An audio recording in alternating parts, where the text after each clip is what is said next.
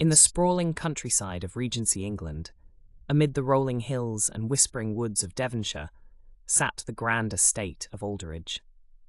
It was the kind of place that seemed as if it were plucked from a fairy tale, with its majestic architecture and the lush gardens that bloomed with a riot of colours in the springtime.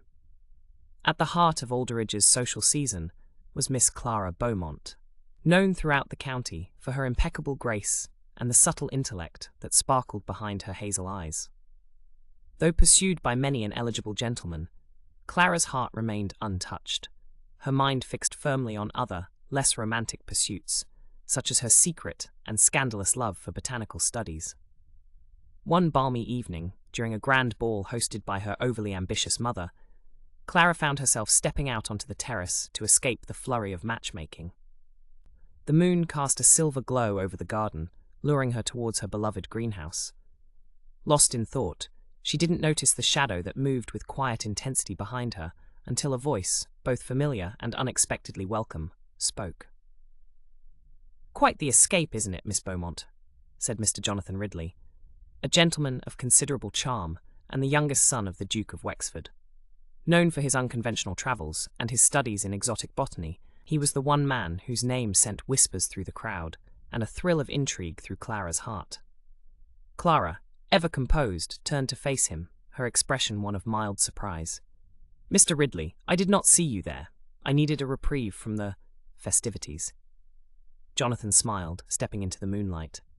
"As did I, but I suspect your interests lie more with the flora than with fleeing the attempts of matrimony by our esteemed hosts." A blush crept over Clara's cheeks, for it was true. "You might be right, Mr. Ridley. The roses do present a more honest conversation than what those inside offer. Speaking of which, have you seen the new species of Verbenacea brought back from the Americas?" she asked, her eyes alight with genuine enthusiasm. His admiration for her grew in that moment, realizing she shared his passion for botanical pursuits. "I have, and I was hoping to discuss its properties with someone knowledgeable. It seems I am in luck tonight." Their conversation wandered through terrains of exotic plants and distant lands, and Clara found herself enchanted not just by knowledge, but by the man himself. As the night deepened, they eventually found their way back to the ballroom, their absence unnoticed amidst the sea of guests. However, in the following days, word of their moonlit meeting spread through the echelons of high society. Whispers of a blossoming romance between the elusive Miss Beaumont and the adventurous Mr. Ridley filled drawing rooms and dining halls, each tale more embellished than the last. Despite the scandal, or perhaps because of it, Jonathan saw no reason to delay. He called upon Clara at Alderidge, presenting not just his heart, but a rare and beautiful orchid he had named in her honour.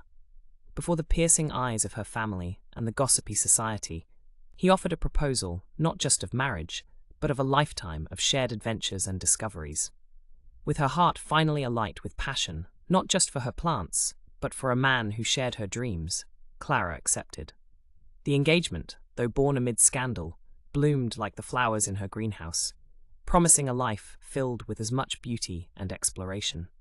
Thus, in the enchanting lands of Devonshire, amidst whispers and scandals, two hearts devoted to the marvels of nature found a common beat, weaving their own love story into the fabric of Regency romance.